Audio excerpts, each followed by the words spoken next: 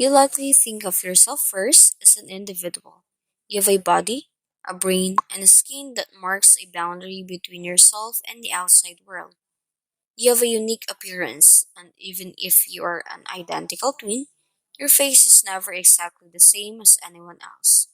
The same is true of your personality. You assume that you have a certain combination of traits that make you different from other people. At the same time, you are clearly aware that you are not an island but are part of a community of other people bound together by social interaction. The individualistic approach that characterizes the socio-psychological tradition is common in the study of communication as well as in the behavioral and social sciences. It views the single human mind as a locus for processing and understanding information and generating messages, and it acknowledges the power that individuals can have over other individuals and the effects of information on the human mind. Hardly surprising, then, is that psychological explanations have been so appealing to many communication scholars, especially in the study of attitude change and interaction effects. In the socio-psychological tradition, psychological explanations are crucial. The universal mechanisms that govern actions are assumed to be discoverable through careful research. Consequently, this tradition is most often associated with the science of communication. Much of the current work in this tradition in communication focuses on persuasion and attitude change, message processing, how individuals plan message strategies, how receivers process message information, and the effects of messages on individuals. A still popular part of the socio-psychological approach is trait theory, which identifies personality variables and communicator tendencies that affect how individuals act and interact. Much of the work in this tradition assumes that mechanisms of human information processing are beyond our awareness. As communicators, we may be made aware of specific aspects of the process, such as attention and memory, and we may be very aware of certain outputs like plans and behaviors, but the internal processes themselves are behind the scenes.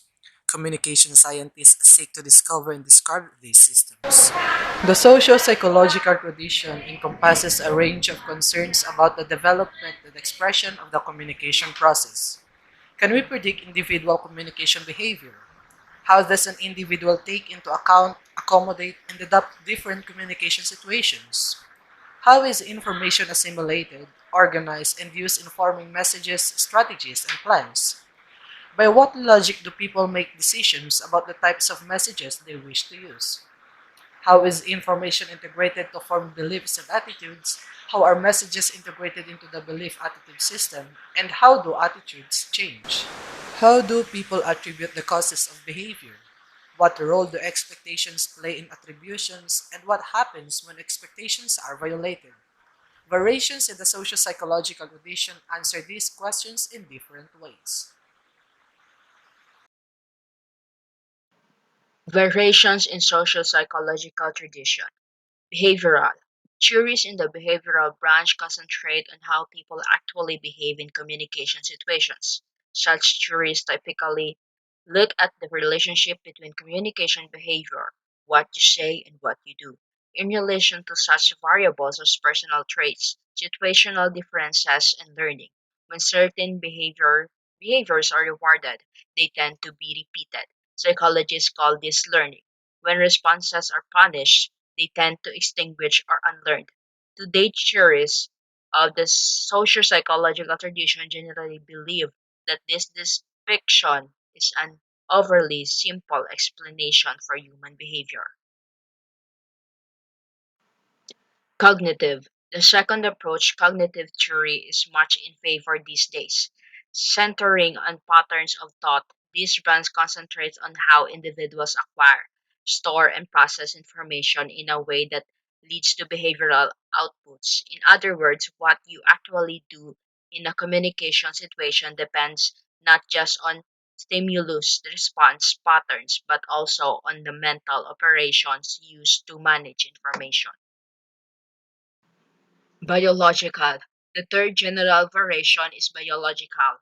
As the study of genetics assumes increasing importance, psychologists and other behavioral researchers became interested in the effects of brain function and structures, neurochemistry, and genetic factors in explaining human behavior. These researchers believe that many of our traits, ways of thinking, and behaviors are wired in biologically and derived not from learning or situational factors but from inborn neurobiological influences. The application of socio-psychological tradition in real-life events. Communication is viewed as an interpersonal interaction in the socio-psychological tradition. It emphasizes a person's reaction and stimulus-driven behavioral paradigm. There are circumstances that occur demonstrating the validity of this theory, and the following are some of it. The Great Depression in the United States, which lasted from 1929 to 1939, is one of the historical events where socio-psychological tradition was applied. It was the biggest economic slump in the history of the industrialized nations, with millions of Americans losing their jobs. It started after October 1929's stock market crash that made Wall Street into distress and raised millions of investors.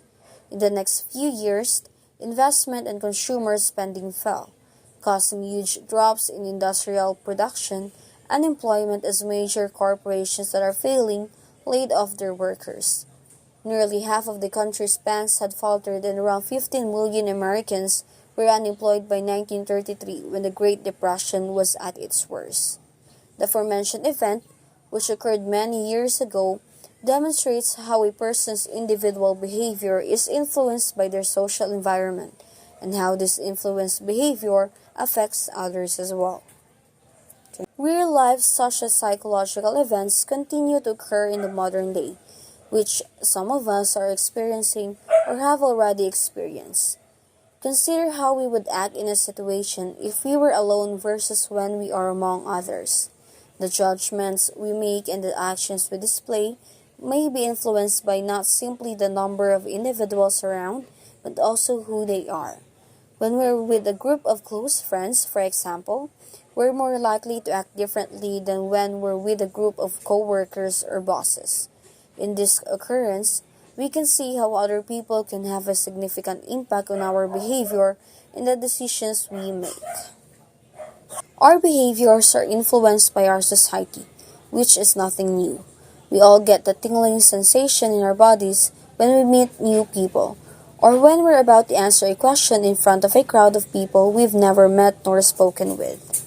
Socio-psychological tradition is all about expression, interaction, and outside influence. We're not living organisms on different worlds. We're all on the same planet, and whatever we do impacts everyone else.